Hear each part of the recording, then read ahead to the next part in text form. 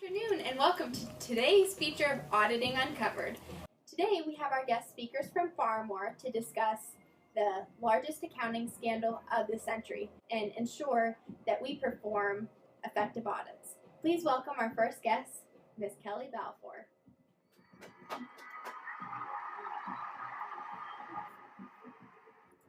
Welcome, Kelly. Glad you could join us. Thanks for having me. All right, let's get started.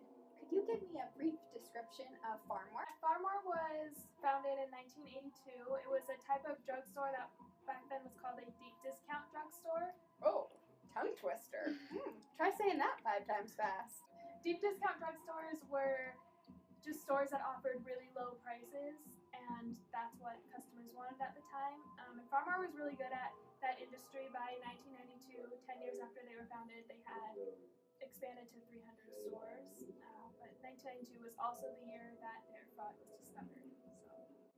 Well, can you tell us a little bit about the industry and why it became so competitive? Yeah, in the 70s, because of the recent recession, customers just wanted lower prices, and that's what the demand was. So stores started finding ways to offer lower prices. They had strategies like getting their overhead costs way down and making their own advertising so they didn't have to pay for it, and had strategic purchasing that they did to get low costs. And it was growing really fast. In Phar-Mor's first 5 years in the industry, the amount of stores in the US and Canada almost or more than doubled from 313 stores to 700. Why was it so important for Phar-Mor to cover up their losses? Was someone benefiting? Yeah, the president of the company, Michael Monis, who started the company, he was very competitive and he just had to be seen as successful. That was shown by his way he lived his life. He always drove around in a white limousine just day to day. He had a massive wedding. His wife wore a 18-karat gold dress at the wedding. He was always taking out bonuses for himself to go on huge vacations and renovate his home. So he just had to be seen as successful, and that's why he couldn't allow himself to be the president of a failing company. So I'm sure many of us are curious about hearing about Monis's basketball league. Can you tell us a little bit about it and how it affected Phar-Mor? Yes, Monis always wanted to play professional basketball, but he was just too short. So once he started making money, he kind of fulfilled that dream by starting the World Basketball League, which only allowed players that were 6'5" or below to play in the league. Sounds like a case of little man syndrome. Yeah. Well, he was only 5'9", so he didn't even qualify to play on his own team. But that may have actually played into the fraud as well, because nobody wanted to watch short basketball players, it turned out, and the games had a $13,000 loss on average per game. So that was even more reason he needed to make more money and support his league and be seen as successful in both of those ventures he had taken on. Thank you so much, Kelly, and for the valuable effort. Up next, we have Mr. Alex Winchell talking about manipulating financial statements. Welcome. Good to be here, Katrina. Hello. Thank you. Nice to meet you. Phar-Mor has significantly misstated their financial statements over a 10-year period, which is a pretty large amount of time. What would you say is the most significant aspect that was misstated? Well, I would have to say inventory was definitely the most misstated item on Phar-Mor's financial statements. It played a central role in the fraud, and they really used it to disguise the massive losses they were incurring. So how did they go about hiding all that inventory? Well, as year-end approached, Phar-Mor and its executives, like Mickey Monis, realized that they were in for some serious losses. So they devised a plan to distribute the losses among 129 of Phar-Mor of the chain's locations, and they did this by creating fictitious expenses on each individual store's balance or on their income statement. Sorry, and to offset those expenses, they needed an asset, and in Phar-Mor's case, they usually added inventory to the locations, but to get by auditors, they also had to have some correct entries on the books, and they would issue fake vendor invoices and make fake accounts payable. So then when they did reduce those fake payables, it was never actually a decrease in the company's cash. Great, let's go take a look at the journal entries. Alex, could you explain these entries over here? I sure can. So Phar-Mor used the periodic method when accounting for inventory. And at year end, their entries to overstate inventory would likely have been a debit to purchases. And in their case, they failed to record a liability, so I assume that it would just be no entry on the credit side. The correct entry for inventory purchases under the periodic method is a debit to purchases and a credit to accounts payable. Why were Phar-Mor's actual margins lower than budgeted? Well, due to power buying, Phar-Mor had a lot of difficulty allocating costs to their inventory. With power buying, suppliers grouped different types of goods together and charged one lump sum for them. They did not allocate, or they did not post prices for each specific good. When the goods were received by Phar-Mor, they had an original plan to mark everything up 20%, and then they would sell it at that price. But that strategy was too in line with competitors such as Walmart and Walgreens. And they decided, well, Mickey Monis did with his desire to not be undersold by Walmart, decided to lower margins on these certain price-sensitive goods that they were getting. The company would then prepare budgeted gross margin reports to determine what their cost of inventory was. But to do this, they had to take samples of their inventory. And when they did that, they took samples of a few price-sensitive goods and a few normal goods. This kind of lopsided what those margins look like, or what those reports look like. When auditors checked their reports and did their own calculations, they did much the same procedure. But it turns out that those price-sensitive items made up a relatively large percentage of Phar-Mor's net sales. So to be more accurate, the auditors and Phar-Mor should have applied a weighted average method to determining their cost of inventory, since they were not given historical prices on the goods as they were received. So how did they inflate their earnings? Well, it's pretty simple. Basically, they would take their overstated inventory and would record a regular sales transaction. The only difference was that they did not make the debit to cost of goods sold. They used a fraud holding account, and at the end of the year, they would, to avoid auditor suspicion, they would zero that account out and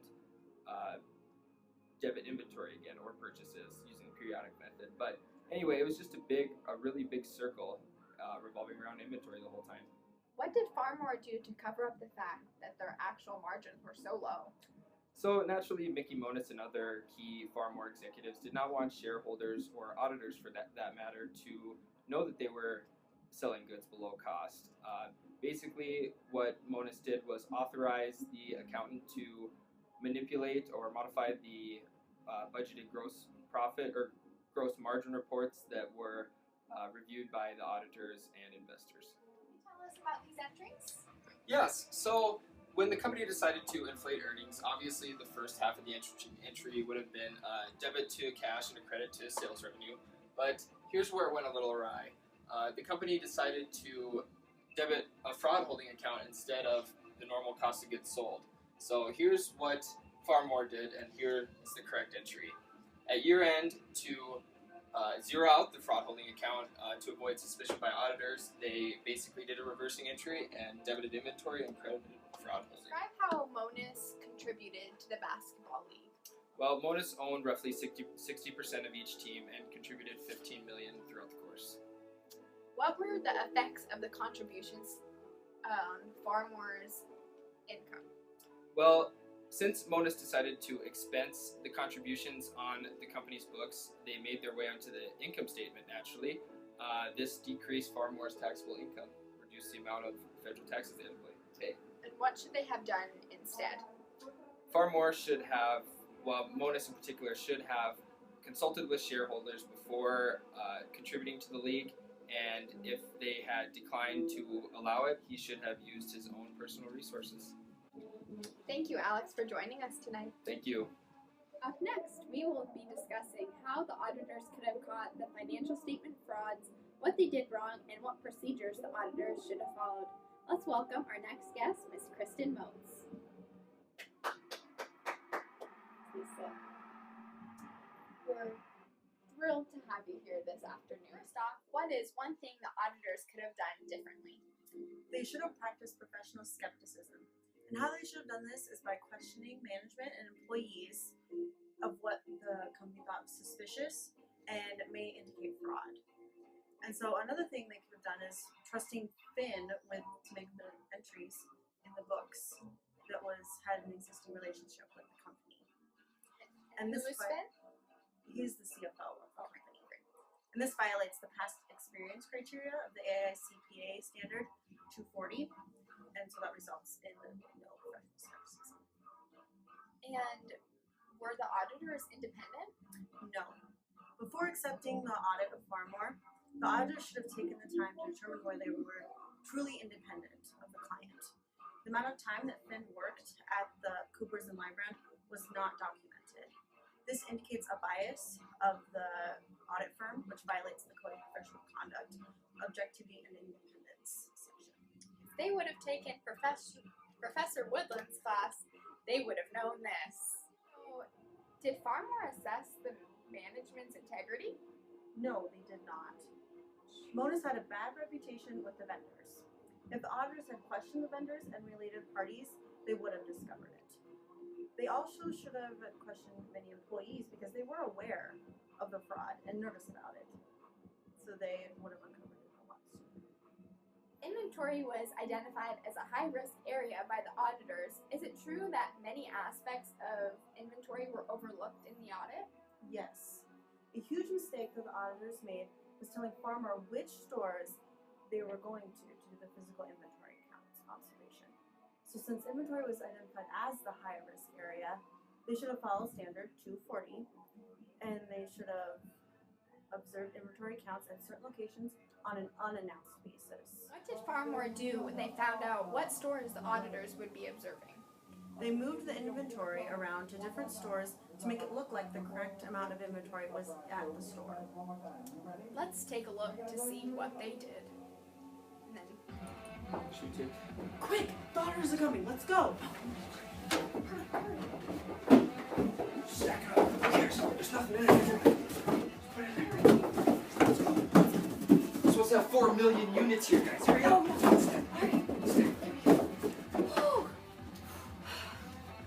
we're ready for the auditors. How many stores did the auditors do a physical inventory observation for? 4 stores out of 300. Wow, that's only 1% of the stores. Doesn't seem like a very representative sample. What else could the auditors have done? Also, by following standard 240, they should have scanned general ledger and journal entries at year-end for unreasonable and odd account names and titles. Wow, 240 seems like a very important standard. Monas was all about being an athlete and funded his league with Phar-Mor's revenues. What could the auditors have done to detect that fraud was occurring? They should have examined written checks. They would have seen checks being issued to an organization that Monas owns 60% of. Auditors should have traced expenses in the general ledger back to backup documents. There would not be any backup documents for these expenses because they were checks being written for the basketball league. This audit standard 240 states that additional audit procedures should be performed when management override of controls is a risk, which it was in this situation. So, how was Phar-Mor's relationship with vendors? They are not paying vendors, and that affects accounts payable. And so they should have sent accounts payable confirmations. And if there is a timing difference or discrepancy, they need to expand the procedures to include the cash disbursements journal. And in standard 505 states examining the cash disbursements journal is a good additional procedure to perform along with the confirmations. Such a simple thing could have raised a red flag to the auditors. Thank you for joining us on Auditors Uncovered Phar-Mor Edition. We will close with some never-before-seen footage of Coopers and Lybrand in action. Thank you and have a great night.